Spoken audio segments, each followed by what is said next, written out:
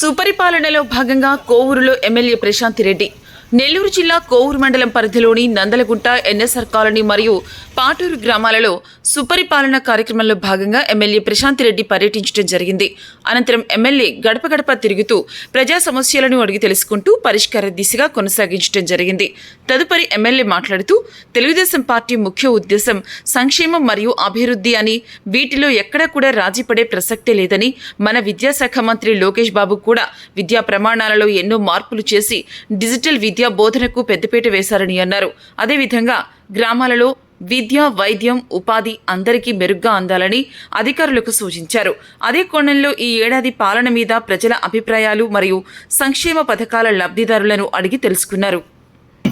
సుపరిపాలనలో తొలి అడుగు కోవూరు ఎన్ఎస్ఆర్ కాలనీలో ఇంటింటికి డోర్ టు డోర్ క్యాంపెయినింగ్ వెళ్లడం జరిగింది. స్థానిక నాయకులు, ఇక్కడికి విచ్చేసిన స్థానిక తెలుగుదేశం నాయకులు, కార్యకర్తలు, స్థానిక ప్రజలకు అందరికీ కూడా ధన్యవాదాలు తెలుపు. అర్హత కలిగిన వాళ్ళకి అందుతున్నాయా లేదా అని ముఖ్యమంత్రి గారు ఇంటింటికి వెళ్ళి కనుక్కోమండం జరిగింది. అందుకే ప్రతి నాయకుడు, కేఎస్ఎస్ నాయకుడి నుంచి బూత్ కన్వీనర్ల దగ్గర నుంచి, బూత్ ఇన్ఛార్జీల దగ్గర నుంచి, కో కన్వీనర్ల దగ్గర నుంచి, క్లస్టర్ ఇన్ఛార్జీల దగ్గర నుంచి అందరూ కూడా ఈరోజు ప్రజల్లో ఉంటూ ప్రజల సమస్యలు తెలుసుకుంటూ వాళ్ళకి ఏమేం కావాలో తిరిగి మనం వాళ్ళకి అందుబాటులోకి తెచ్చే విధంగా మనం ఈ ప్రోగ్రామ్ని చేసుకోవడం జరిగింది.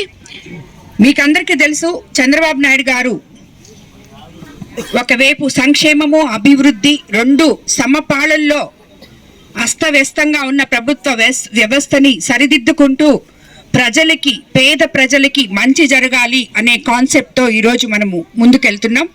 ఈ బిడ్డలకి ఉద్యోగ అవకాశాలు వచ్చే విధంగా ఈ కోవూరు కాన్స్టిట్యున్సీలో ఎంపీ వేమిరెడ్డి ప్రభాకర్ రెడ్డి గారితో, సీఎం చంద్రబాబు నాయుడు గారితో, ఐటీ శాఖ మంత్రి లోకేష్ బాబు గారితో, అదేవిధంగా ఆయన తెస్తున్న మనకి కోవూరు కాన్స్టిట్యున్సీలో ముఖ్యంగా మనకున్న ఈ షుగర్ ఫ్యాక్టరీ భూమి అయితేనేమి, అదేవిధంగా మనకి ఇఫ్కో ల్యాండ్స్ అయితేనేమి, అదేవిధంగా మనకి మితాని ల్యాండ్స్ అయితేనేమి, వీటన్నిటిలో త్వరలో పరిశ్రమలు తీసుకొని వచ్చి ఇక్కడున్న బిడ్డలకు అందరికీ కూడా ఉద్యోగ అవకాశాలు కల్పిస్తామని కూడా నేను మీ అందరికీ తెలియజేసుకుంటున్నాను. మనం ఈ కోవూరు కాన్స్టిట్యున్సీని ఎన్ని రకాలుగా అభివృద్ధి చేసుకోవాలో అన్ని రకాలుగా అభివృద్ధి చేసుకునే దాంట్లోనే మనము దృష్టి పెట్టాలని మీ అందరికీ కూడా తెలియజేసుకుంటూ, ఇందుకు మాకు మీ పత్రికా విలేకరులు అందరూ కూడా సహకరించాలని కోరుకుంటూ ధన్యవాదాలు తెలుపుకుంటున్నాను.